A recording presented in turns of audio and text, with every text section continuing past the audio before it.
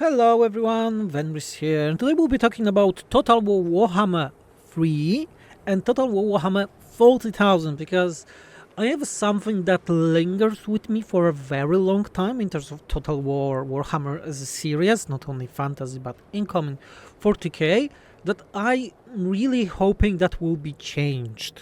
And something that was evolving and evolved into something monstrosity in fantasy. So I think you are starting to understand what I'm talking about because it's skills overall. Skills in Total War Warhammer trilogy are a very interesting, peculiar, and most monstrous, very hard word, part of the game. We are in the Imric campaign, and we'll go through the Imric because Imric is starting with a caster, so this is a good way of showing the biggest problem of, let's call it, the skills. So overall, in the Total War Warhammer Fantasy, the first game, we were starting with level 30 Lords maximum, yeah, so level 30. In the second game, it was 40, and in the last game, so the Warhammer 3, it's 50, yeah, so we are getting more and more skills. And usually the skills are like in few categories. There's like a campaign line that has things like movement, that have ambush defense, recruitment cost, upkeep, usual stuff, yes? The second one is the red one, so this is army. This was yellow, by the way. And this one is all about the units. So we are upgrading our cavalry units, we are upgrading our bowmasters, and so on and so on. This is quite normal. Then we usually have a self skill tree that is red, so it's for Imric is just bonuses for melee defense, melee attack, some abilities. There can be different here and there depending on the lord, quite usual stuff. Some lords, not all of them still in Warhammer 3, but CE is constantly adding them, received unique skill lines. All of the legendary lords has them, so for example like Imric has them on level 12. You can spend a few points and you're getting like a very strong one with ability and so on. On top, we have the automated ones. Automated skills are something that was added into the Warhammer 3. It's for the mounts because there was no reason to take skill points for the mounts. This is a great change. I remember we were doing very complex mode for that in SFO 2. And then in the end it was not really working because it had really a lot of problems with multiplayer, so we had to abandon it. But also on the top line we have some generic stuff like the movement speed sometimes, missile resistance, everyone has it for every faction, or the spell resistance, also the mentor skill that on high level you can share your experience with the lord and increase the hero's experience for the army. And this is a quite usual stuff. But the problem appears when we go to the mages. I think the mages one of the biggest problems in the whole topic that I'm talking about is that they usually, heroes and mages overall, are done differently. So heroes have line based on their specialization, on their type, like dignitary, mage, and so on, and they have the actions. Yes, so if they are in the army, they have a higher chance to steal an item, corruption, cleansing, steal technology, usual stuff, yes? On top, like normal lords and so on, but the middle is important because they have spells, yes? And the problem appears with the spells over, like, for example, the Burning Head. It requires one skill point to get a Burning Head. Let's go with Imric. The same line that he can get. Blade Master gives +6 melee attack. Do you think that +6 melee attack is worth the same as Mage of Fire Burning Head? I think not. And the problem appears with the fact that one of the biggest problems in this whole system is that the points are not equal at all. And they are not equal between characters. Like, not equal at all. If we, for example, would spend 3 points on the Burning Head, we are getting cooldown reduction by 50%, magic cost, we are getting the overcast version, and miscast chance is reduced for the upgraded version, so the overcast one, and you are also getting less cost for the overcast ones. This is for 3 points only. What will you get for Imric for free? You could, for example, take +6 melee attack and melee defense for infantry units. or you can get plus 12 defense for himself and plus 6 melee attack. I think Mage of Ulfwan. this does not equal what we have with the Burning Head. Not at all. And this is a big problem. This is a big problem with whole of Total Warhammer 3, especially with Warhammer 3, that the points are not equal to each other. But this is a problem that rose from the first game and went to the second game and then increased in the third game, is that, in my opinion, we have too many skills. Right now we have way too many skills for everyone in this game. And I think that the Total War Warhammer 40k can fix it by making less, meaning better. Where I'm going with it. So let's think about some examples. First of all, I would, let's say, stay with the trees, as we have them for the 40k, but during it, first of all, I would cut the amount of skills that you are getting. Maximum level of characters, if we are basing on this skill system, I would do the maximum level, let's say it's 25. 25, not level 50. The pace of leveling, more or less the same, or even less.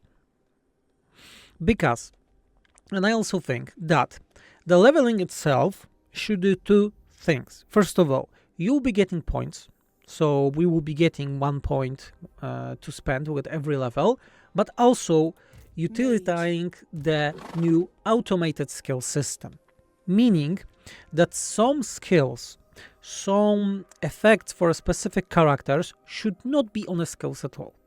For example, mages are a good example of having a problem with miscast. Miscasts, magic reserve, cost of spells, things like that.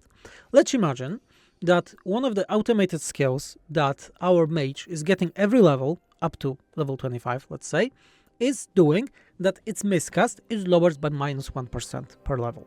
So miscast is getting down by 1% per level, automated for every caster. Yes, that's fine. For Lord like Imric, let's say leadership aura size, one of the most useless effects in the game, can be just made automated. But Imric is a fighter, so why not make that his weapon strength will be also slowly increasing with level, let's say 1% per level, so up to 25, and the aura size also, let's say 1% per level. And this will be like his embedded automated skills. What about the normal skills, like the Blade Master, Hard to Hit, and so on? All of those, in my opinion, should be buffed. Should be buffed in a way that you have only 1 point to spend on it. Yes? So normally it should be that 1 point is giving plus 12 melee attack or plus 10. Then I think plus 10 melee attack is way more worth. Maybe not more, but it's more or less same worth as just taking one skill that gives you a burning head. You know where I'm going with it? So making characters more on par with each other. So also I will be cutting amount of skills because we are getting a lot of skills here.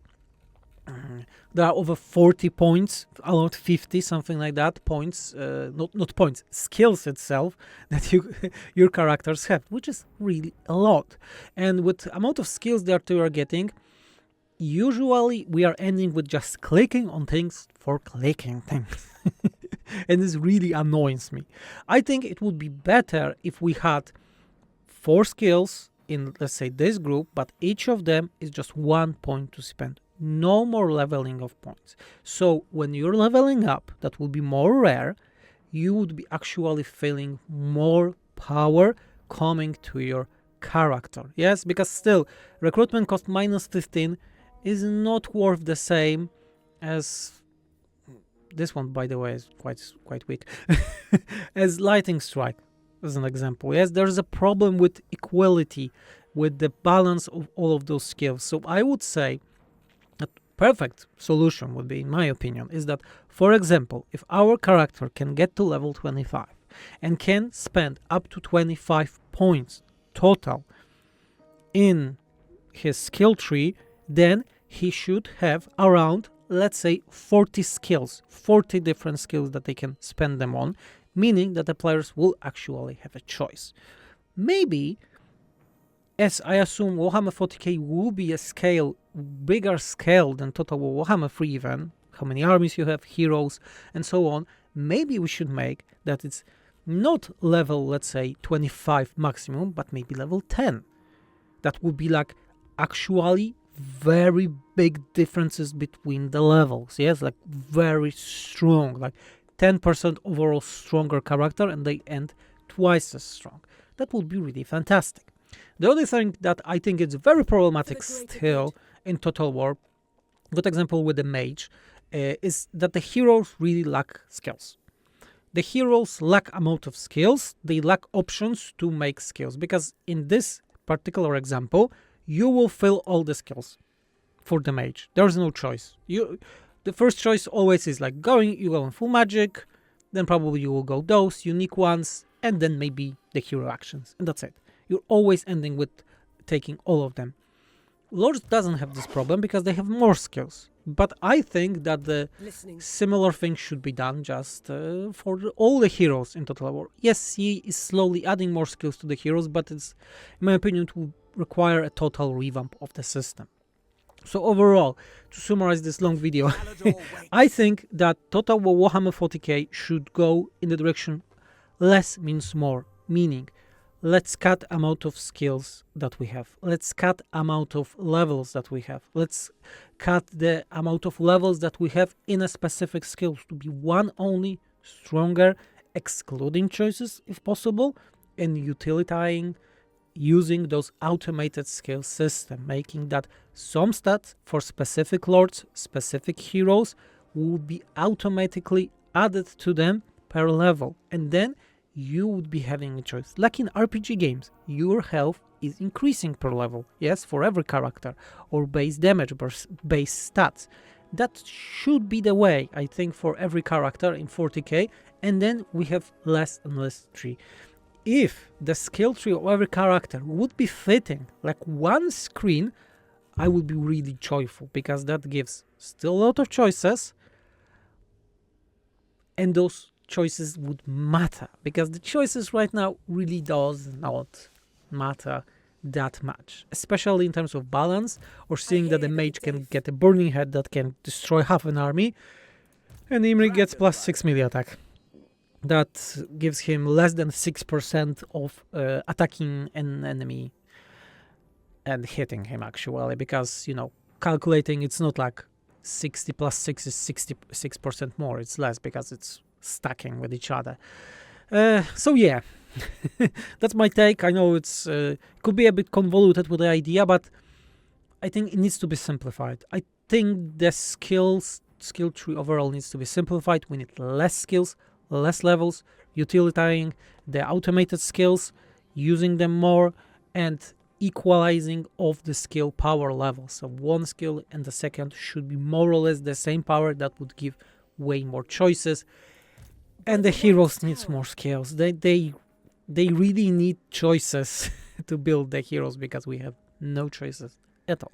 But yes, I'm really curious to hear your opinion about the skills of Total War Warhammer, because this is the thing that really bothers me when I'm playing long campaigns in this game, making that I don't want to make the choices myself, and I just click like crazy because I know them by heart. Yes, I'm just getting all the skills for the mage, and then ignoring the actual choices. So again, less means more in this case, and I hope that Warhammer 40k will go this direction. So I'm really curious to hear your take. Remember that you can always subscribe to this channel, liking the video, commenting, of course, to talk about this topic.